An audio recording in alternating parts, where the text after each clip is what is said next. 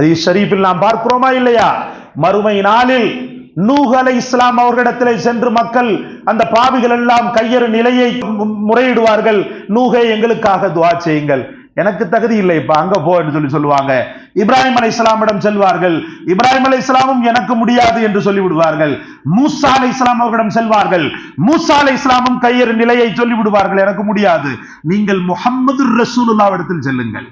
எல்லா மக்களும், ஒட்டுமொத்த சமூகமும், நன்றாக புரிந்து கொள்ள வேண்டும், ஒட்டுமொத்த சமூகமும், அது உம்மத்தே முஹம்மதியா அல்லது நூஹுடைய கூட்டம், லூத்துடைய கூட்டம், ஹூதுடைய கூட்டம், எந்த நபிமார்களின் கூட்டமாக இருந்தாலும் சரி, ஒட்டுமொத்தமாக சென்று அடைக்கலம் பெறக்கூடியவர்கள் அண்ணன் நபி ஸல்லல்லாஹு அலைஹி வஸல்லம்.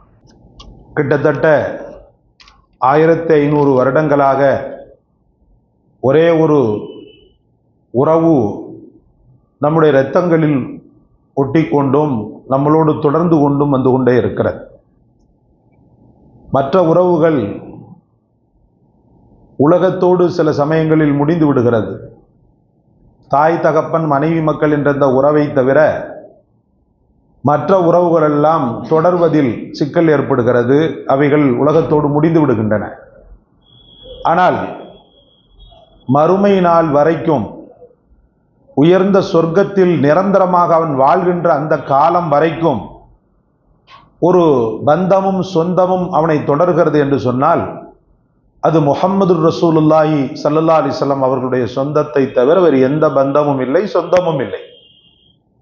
அவர்களுடைய அந்த சொந்தத்தை அல்லாஹ் ரப்பல் ஆலமீன் எந்த அளவுக்கு நிலைப்படுத்துகிறான், ஸ்திரப்படுத்துகிறான் என்று பார்க்கும்போது, அல்லாஹு தாலா எந்த அமலையும் தான் செய்ததாகவோ அல்லது தான் செய்வதாகவோ சொல்வதில்லை. அது அல்லாஹ்வுக்கு தேவையும் இல்லை. அமல்கள் செய்வது அல்லாஹ்வுடைய வேலை அல்ல, அமல்கள் செய்வது மனிதர்களுடைய வேலை. அமல்களை சரிபார்த்து அவைகளுக்கு கூலி வழங்குவதுதான் படைத்தவனின் வேலையை தவிர, படைத்தவன் உட்கார்ந்து ஒரு அமல் செய்து கொண்டிருக்கிறான் அப்படின்றதெல்லாம் கிடையவே கிடையாது. ஆனால் மக்களுக்கு விழிப்புணர்வை ஏற்படுத்த வேண்டும்.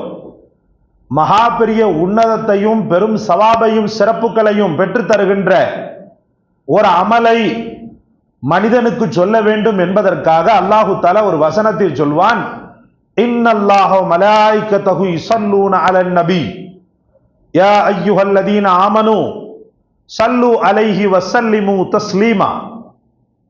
நிச்சயமாக அல்லாஹ்வும், குர்ஆனை வச்சிருங்களேன், குத்துபா ஆரம்பிச்சிருச்சுல்ல. நிச்சயமாக அல்லாஹ்வும் அவனுடைய மலக்குமார்களும் எல்லா படைப்பினங்களின் தலைவராக இருக்கக்கூடிய, சிறப்பாக இருக்கக்கூடிய அந்த ரசூலின் மீது ஸலவாத்தை மொழிகின்றனர். ஸல்லு அலைஹி வஸல்லிமு தஸ்லீமா.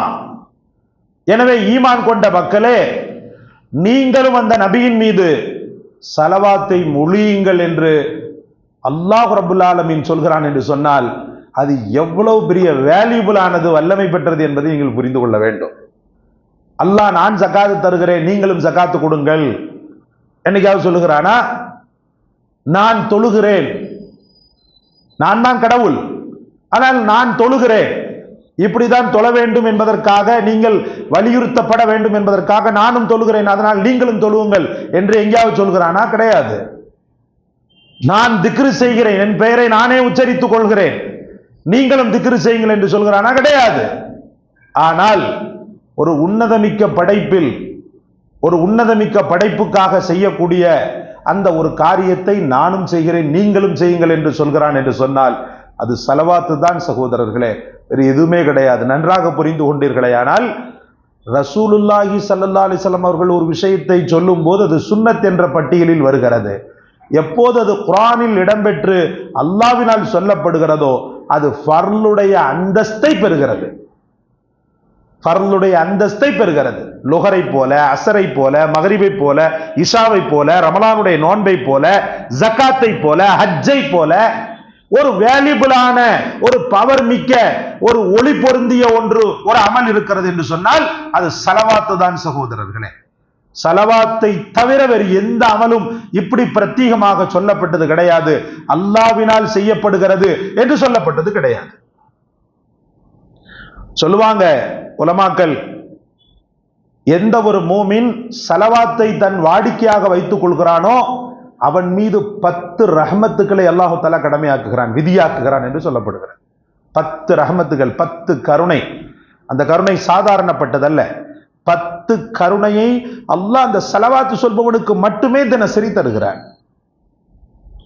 நீங்க 10 ரஹமத்துகள்னு சொன்னா நீங்க எதைனாலும் எடுத்துக்கொள்ளலாம்.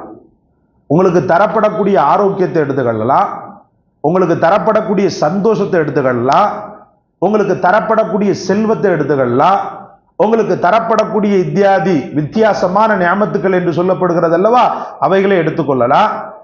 எல்லாவற்றையும் எடுத்துக்கொள்ளலாம். அந்த 10 ரஹமத் என்பது உங்களுக்கு தெரியாது. 10 ரஹமத் அல்லாஹ்வினால் தினசரி அவனுக்கு தரப்பட்டு கொண்டே இருக்கிறது, ஸலவாத்து மொழிபவனுக்கு மட்டும்.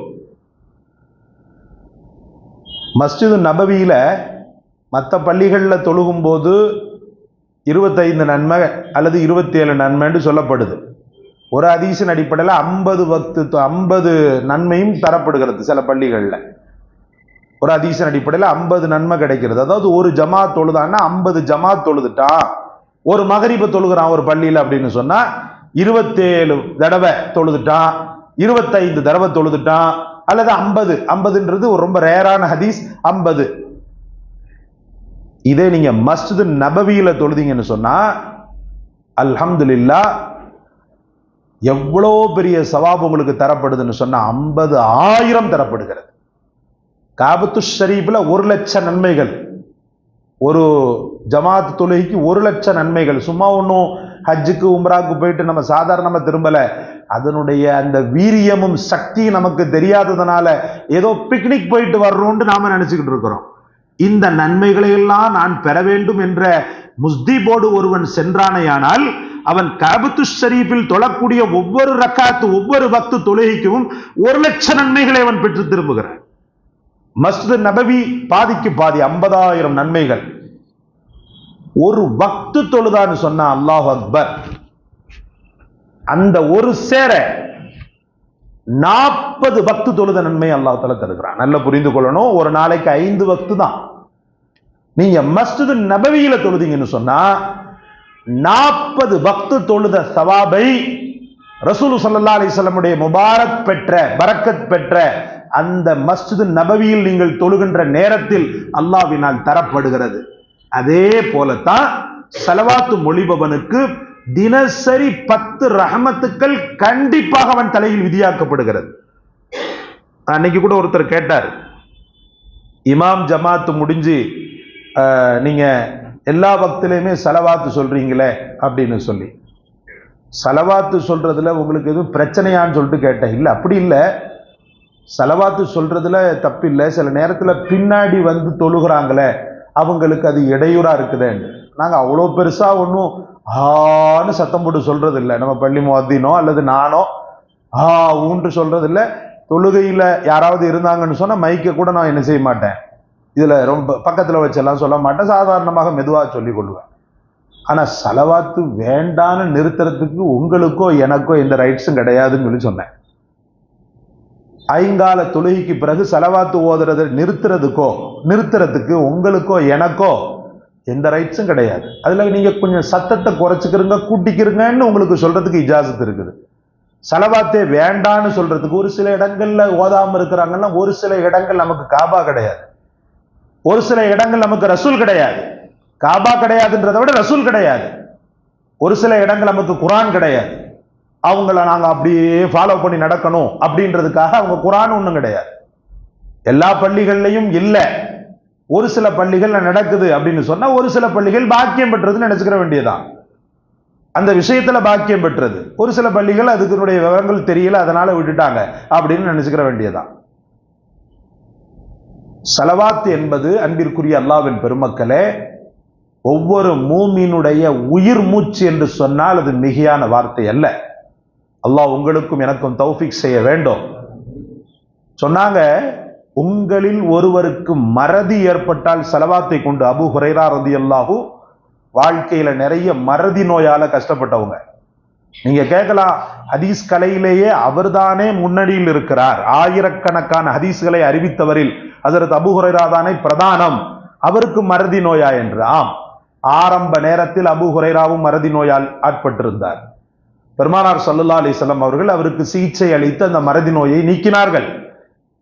அதற்கு பிரதி உபகாரமாக அவர் என்ன செய்தார் தெரியுமா? தன் வாழ்க்கையில அபூ ஹுரைரா ரலியல்லாஹு ஸலவாத்தை தன்னுடைய உயிர் மூச்சை போல அவர் பாவித்துக் கொண்டிருந்தார். மறதி ஏற்படும் அவருக்கு, ஹதீஸிலே அல்லது வேறு வகையான சூழலில் மறதி ஏற்படும் போது உடனே ஸலவாத்தை ஓதுவார். அவருக்கு ஞாபகம் வந்துவிடும் சகோதரர்களே, அவருக்கு ஞாபகம் வந்துவிடும். எப்போது மறதி ஆகிறதோ அவர் அப்போதே என்ன செய்வார்? அல்லாஹும்ம ஸல்லி அலா முஹம்மத் வ அலா ஆலி முஹம்மத் என்று ஸலவாத்தை மொழிவார். மறக்கப்பட்ட அந்த விஷயங்கள் அவருக்கு ஞாபகத்தை ஏற்படுத்தி விடும். அன்பு சகோதரர்களே, அப்போ புத்தி சுவாதீனத்தை கூட சரி செய்யக்கூடிய ஒரு அற்புதமான மருந்தாக ஸலவாத் இருந்து கொண்டிருக்கிறது.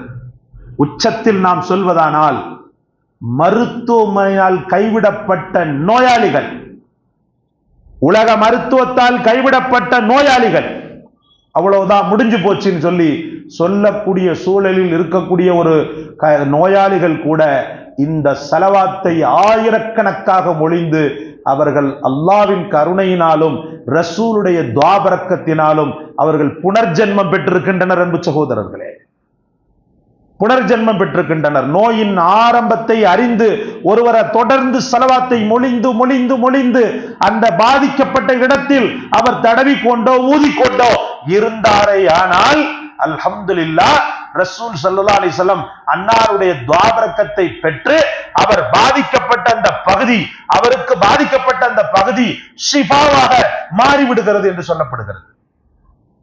ஏன் அப்படின்னு பாத்தீங்கன்னா, லாஜிக்கலா பெருமானார் ஸல்லல்லாஹு அலைஹி வஸல்லம் சொல்லுவாங்க, நீ ஸலவாத்தை மொழியும் போது அது எனக்கு சமர்ப்பணம் செய்யப்படுகிறது. யார் இந்த உலகத்தில் என் மீது ஸலவாத்தை மொழிகின்றார்களோ அந்த ஸலவாத்து எனக்கு தருவிக்கப்படுகிறது, எனக்கு காட்டப்படுகிறது.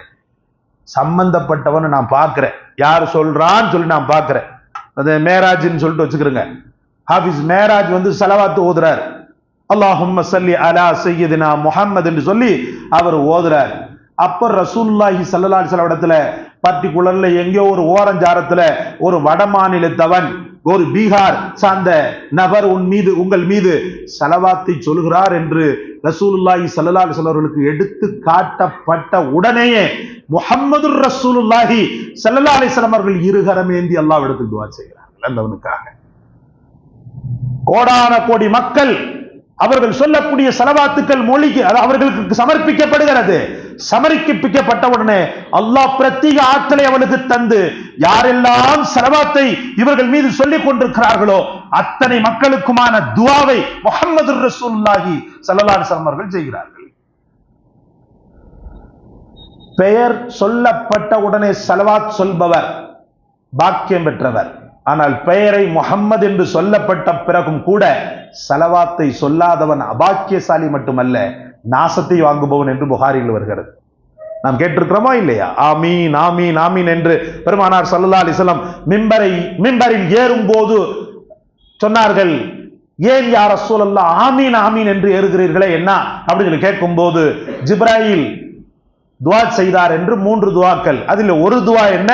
உங்கள் பெயரான முஹம்மத் என்ற பெயரை கேட்ட மாத்திரத்தில் ஒருவன் ஸலவாத்தை மொழியாவிட்டால் அவன் நாசமடைக என்று ஜிப்ராயில் சொல்ல நான் ஆமீன் என்று சொன்னேன். ஏன் ஆமீன்? ஆமீன் சொல்வதற்கு தகுதி இருக்கிறது ரசூலுக்கு. அவர்கள் நெஞ்சத்தில் ஃபாத்திமாவை சுமந்தார்களா, உங்களை சுமந்தார்களா? நான் கேட்கிறேன். அவர்கள் தங்களுடைய நெஞ்சத்தில் யாரை அதிகம் சுமந்தார்கள்? ஃபாத்திமாவை சுமந்திருந்தால் ஹசன் ஹுசைன் இறந்து போகிறார்கள், யா ரசூலல்லாஹ் ஷஹீதாக்கப்பட போகிறார்கள் என்று நீங்கள் சொல்கிறீர்கள். அவர்களுக்கு உயிரை நீங்கள் திரும்ப மீட்டி கொடுக்க முடியாதா? அல்லாஹ்விடத்தில் நீண்ட ஆயுளுக்காக பிரார்த்திக்க முடியாதா என்று ஃபாத்திமா கேட்கும் போது பெருமானார் ஸல்லல்லாஹு அலைஹி வஸல்லம் துஆ செய்திருக்க வேண்டும். யா அல்லாஹ், என்னுடைய பேர பிள்ளைகள் ஹசன் ஹுசைனுக்கு சொல்லி அவர்கள் துஆ செய்திருக்க வேண்டும். என்ன சொன்னார்கள்? என்ன சொன்னார்கள்? என்ன சொன்னார்கள் சகோதரர்களே? இந்த துஆ நான் அல்லாஹ்விடத்தில் மறுமை நாளில் என் சமூகத்தில் உள்ள பெரும் பாவிகளின் ஷஃபாத்திற்காக நான் வைத்திருக்கிறேன் என்று ஃபாத்திமாவின் வாயை மூடியவர்கள் அந்த நேரத்தில் பெருமானார் ஸல்லல்லாஹு அலைஹி வஸல்லம். அப்ப உங்களுக்கு எனக்கு தகுதி இருக்கா இல்லையா? ரசூலுல்லாஹி ஸல்லல்லாஹு அலைஹி வஸல்லம் அவர்களுக்கு தகுதி இருக்கா இல்லையா? கண்டிப்பாக இருக்கிறது. கடைசியில் உயிர் போகின்ற நேரத்திலும் யா உம்மத்தி என்று சொன்னவர்கள் முஹம்மது ரசூலுல்லாஹ். அப்படி யாராவது நாம் சொல்லி இருப்போமா? நாம் பெற்ற பிள்ளைய கூப்பிட்டிருப்போம், கட்டிய மனைவியை கூப்பிட்டிருப்போம், அல்லது நமக்கு பிரியமான ஏதாவது ஒரு உறவை கூப்பிட்டிருப்போம். ஆனா சம்பந்தம் இல்லாத எங்கேயோ ஒரு ஏழை ஒருத்தன் கஷ்டப்பட்டுக்கிட்டு இருக்கிறான், எப்பா அந்த கரீம்ன்றவன் கஷ்டப்பட்டுக்கிட்டு இருந்தான்பா, அவனை நீ பாத்துக்கப்பான்னு சொல்லி நம்ம பிள்ளைகிட்ட வசித்து செய்யறோமா? அண்ணா நகர்ல உள்ள ஊட்ட வந்து நீ எடுத்துக்கோ, ஆசாத் நகர்ல இருக்கக்கூடிய ஊட்ட வந்து நீ எடுத்துக்கோ, கடை வந்து 2 பாகமா போட்டு அதை இப்படி இப்படி பண்ணிக்கோ, அம்மாவுடைய நகை இருக்குது அந்த நகையை வந்து அக்காக்கு இவ்வளவு கொடுத்துரு, தங்கச்சிக்கு இவ்வளவு கொடுத்துரு, இப்படிதான் ஓடிக்கிட்டு இருக்கும் வண்டி. எங்கேயாவது ஒரு மூலையில் இருக்கக்கூடிய ஒரு சகோதரனை நினைத்து ஒருவன் வசியத் செய்வதாக நீங்கள் பார்த்திருக்கிறீர்களா? இல்லை சகோதரர்களே. ஆனால் முஹம்மது ரசூலுல்லாஹி ஸல்லல்லாஹு அலைஹி வஸல்லம் தன் உம்மத்தை நினைத்து கவலை கொண்டார்கள், தன் உம்மத்தை நினைத்து கவலை கொண்டார்கள். ஹதீஸ் ஷரீஃபில் நாம் பார்க்கிறோமா இல்லையா? மறுமை நாளில் நூஹ் அலைஹிஸ்ஸலாம் அவர்களிடத்திலே சென்று மக்கள் அந்த பாவிகள் எல்லாம் கையறு நிலையை முறையிடுவார்கள், நூஹே எங்களுக்காக துஆ செய்யுங்கள். எனக்கு தகுதி இல்லை, இப்ப அங்க போ என்று சொல்லுவாங்க. இப்ராஹிம் அலைஹிஸ்ஸலாமிடம் செல்வார்கள், இப்ராஹிம் அலைஹிஸ்ஸலாமும் எனக்கு முடியாது என்று சொல்லிவிடுவார்கள். மூசா அலைஹிஸ்ஸலாம் அவர்களிடம் செல்வார்கள், மூசா அலைஹிஸ்ஸலாமும் கையறு நிலையை சொல்லிவிடுவார்கள், எனக்கு முடியாது. நீங்கள் முஹம்மது ரசூலுல்லாஹ் இடத்தில் செல்லுங்கள். எல்லா மக்களும் ஒட்டுமொத்த சமூகமும் நன்றாக புரிந்து கொள்ள வேண்டும், ஒட்டுமொத்த சமூகமும் அது உம்மத்தே முஹம்மதியா அல்லது நூஹுடைய கூட்டம், அது லூத்துடைய கூட்டம், ஹூதுடைய கூட்டம், எந்த நபிமார்களின் கூட்டமாக இருந்தாலும் சரி, ஒட்டுமொத்தமாக சென்று அடைக்கலம் பெறக்கூடியவர்கள் அண்ணன் நபி ஸல்லல்லாஹு அலைஹி வஸல்லம். சாதாரணப்பட்டதல்ல ஸலவாத் என்பது, ஸலவாத்தினுடைய முக்கியத்துவம் என்பது சாதாரணப்பட்டதல்ல. இப்படிப்பட்ட முஹம்மது ரசூலுல்லாஹ்வுக்கு தினசரி நான் ஸலவாத்தை நான் சமர்ப்பிக்கவில்லை என்றால் நான் என்ன முஃமின் சகோதரர்களே? நான் என்ன முஃமின்? நான் என்ன முஃமின்? நன்றி கெட்ட முஃமின். அப்படிப்பட்ட முஹம்மது ரசூலுல்லாஹ்வுக்கு நான் ஸலவாத்தை காணிக்கையாக்கவில்லை என்றால் நான் நன்றி கெட்டவன் அல்ல, நன்றி கெட்டவன் இல்லையா? ஏதோ ஒரு நேரத்தில் எனக்கு ஒரு 10,000 ரூபாய் கடன் கொடுத்தான்றதுக்காக அவனை பார்க்கிற நேரமெல்லாம் 10 சலாம் பண்றேனா இல்லையா? அந்த 10,000 ரூபாவை இனாமா எனக்கு கொடுத்துறான்னு வச்சுக்கிறீங்க, ஹஸ்ரத் நீங்க வைத்துக் கொள்ளுங்க அப்படின்னு சொன்னா அவன் தூரத்துல இருந்து வந்து போதே எழுச்சி நிற்பேன், எனக்கு உதவி செய்த அந்த வள்ளல் வர்றான்பா அப்படின்னு சொல்லிட்டு எழுச்சி நிற்பேன். 10,000 ரூபாய் எனக்கு ஹிப்பத்தாக கொடுத்தவனுக்கே நான் இவ்வளவு ஆட்டம் போடுகிறேன் என்று சொன்னால் எனக்கு உயிரை விட மேலாக இருக்கின்ற அந்த பாவ மன்னிப்பை ஷஃபாத்தை எனக்கு தரக்கூடிய முத்து முஹம்மது ஸல்லல்லாஹு அலைஹி வஸல்லம் அவர்களுக்கு நான் வைக்கின்ற ஒரு பெரும் காணிக்கை அல்லவா? அந்த காணிக்கையை நான் செலுத்தவில்லை என்று சொன்னால் நான் என்ன மோமின் சகோதரர்களே? முஹம்மத் அப்படின்ற பெயர் தாங்கி இருக்கக்கூடிய எனக்கு என்ன தகுதி இருக்கிறது சகோதரர்களே? எனக்கு என்ன தகுதி இருக்கிறது? அதனால் பெருமானார் ஸல்லல்லாஹு அலைஹி வஸல்லம் அவர்களை தினசரி நீங்கள் நினைத்து பார்க்க கடமைப்பட்டிருக்கிறீர்கள். அவர்கள் இருக்க போய்த்தான் நீங்கள் அல்லாஹ் என்றால் யார் என்று தெரியப்படுத்தப்பட்டீர்கள், இல்லை என்றால் உங்களுக்கு தெரிந்திருக்காது. அந்த முஹம்மது இருக்க போய்த்தான் நீங்கள் குர்ஆனை பெற்றீர்கள். குர்ஆனை யார் தந்தது உங்களுக்கு? வஹீயின் பரக்கத்தால் தனதாக்கிய குர்ஆனை உங்களுக்கு சமர்ப்பணம் செய்தவர்கள் ஹஜ்ரத் முஹம்மது ரசூலுல்லாஹி ஸல்லல்லாஹு அலைஹி வஸல்லம். ஸலவாத்துகளில் தலை சிறந்த ஸலவாத்தாக ரசூலுல்லாஹ்வால் சொல்லப்பட்ட ஆராதிக்கப்பட்ட ஸலவாத் தரூதே இப்ராஹிம். அத்தஹியாத்தில் நீங்கள் ஓதக்கூடிய அல்லாஹும்ம ஸல்லி அலா முஹம்மத் வ அலா ஆலி முஹம்மத் கமா ஸல்லைத அலா இப்ராஹீம வ அலா ஆலி இப்ராஹீம இன்னக ஹமீதும் மஜீத். அல்லாஹும்ம பாரிக் அலா முஹம்மத் வ அலா ஆலி முஹம்மத் கமா பாரக்த அலா இப்ராஹீம வ அலா ஆலி இப்ராஹீம இன்னக ஹமீதும் மஜீத். அன்பிற்குரிய அல்லாஹ்வின் பெருமக்களே, வெள்ளிக்கிழமை ஒரு ஸலவாத் உங்களுக்கு சொல்லித்தரப்பட்டது. வெள்ளிக்கிழமை ஸலவாத் ஓதுவதை பெருமானார் ஸல்லல்லாஹு அலைஹி வஸல்லம் அவர்கள் வரவேற்று சொன்னார்கள். அல்லாஹு அக்பர். முஹத்திஸீன்கள் நமக்கு விளக்கம் தருவார்கள், உலமாக்கள் நமக்கு வாழ்த்து சொல்வார்கள். எவர் ஒருவர் வெள்ளிக்கிழமையிலே தம் பிடித்துக் கொண்டு போராட்ட குணத்தோடு ஒருவர் 1000 முறை ஸலவாத்தை மொழிந்தாரேயானால், வெள்ளிக்கிழமை தினத்திலே, ஜுமாவுடைய தினத்திலே 1000 முறை ஸலவாத்தை மொழிந்தாரேயானால், சொல்லப்படுகிறது அவன் மரணத்தை எட்டியவுடன், அவன் மரண தருவாயில் இருக்கின்ற நேரம், மறுமை நாளில் அவன் வசிக்கின்ற சொர்க்கத்தை அவன் கண்களுக்கு காட்டி அவன் உயிர் வாங்கப்படுகிறது என்று சொல்லப்படுகிறது. ஆனந்த கண்ணீரோடு போகிறான். சொல்வார்கள் அல்லவா, மறுமை நாளில் அல்லாஹ் ரப்புல் ஆலமீன் உயர்ந்த நல்ல மூமினான அடியானுக்கு மறுமையில் இருக்கக்கூடிய சொர்க்கத்தை காட்டாமல் அவன் கண்கள் மூடுவதில்லை. அப்படியே பார்த்துட்டு கண்ணில் கண்ணீரை விட்டுத்தான் நாளைக்கு மறுமையில இது இவ்வளவு பெரிய பாக்கியத்துக்கு நான் போக போறேனான்ற அந்த ஒரு மன நிறைவோடு இறந்து போகிறான் 1000 ஸலவாத்தை மொழிந்தவன். வெள்ளிக்கிழமையில இன்றிலிருந்து இன்ஷா அல்லாஹ் அமல் செய்யுங்கள், நேரத்தை ஒதுக்குங்கள். நீங்கள் வைப்பதுதான் நேரம், நேரம் உங்களுக்கானது அல்ல. நேரத்திற்கு அடிமை நீங்கள் கிடையாது, உங்களுக்கு அடிமைதான் நேரம். சகோதரர்களே, ஒதுக்கி செய்யுங்கள். 1000 முறை முடியவில்லையா, 100 முறை செய்து அல்லாஹ்விடத்தில் துஆ செய்யுங்கள். 80 முறை என்பது சொல்லப்பட்டது. 80 வருட பாவங்கள் மன்னிக்கப்படுகிறது என்று சொன்னார்கள். அல்லாஹும்ம ஸல்லி அலா சய்யிதனா முஹம்மதின் நபியில் உம்மி வாலிஹி வஸஹ்பிஹி வஸல்லிம் தஸ்லீமா. ஜுமாவுடைய ஸலவாத் 80 முறை என்று சொல்லப்படுகிறது. அதை நீங்கள் அதிகப்படுத்திக் கொள்வதாகிறது உங்களுக்கு ஒரு பெரிய பெனிஃபிட்டை பெற்று தரும் சகோதரர்களே. அல்லாஹ் உங்களுக்கும் எனக்கும் தௌஃபீக் செய்வானாக. புனிதமான முஹம்மதுர் ரசூலுல்லாஹி ஸல்லல்லாஹு அலைஹி வஸல்லம் துஆ பரக்கத்தை, ஷஃபாத்தை, நாளை மறுமை நாளில் அவர்களுடைய பெரும் அடைக்கலத்தை, அவர்களோடு சொர்க்கத்தில் இருக்கக்கூடிய அந்த முஹப்பத்தை அல்லாஹ் நம் அனைவருக்கும் நசீபாக்குவானாக.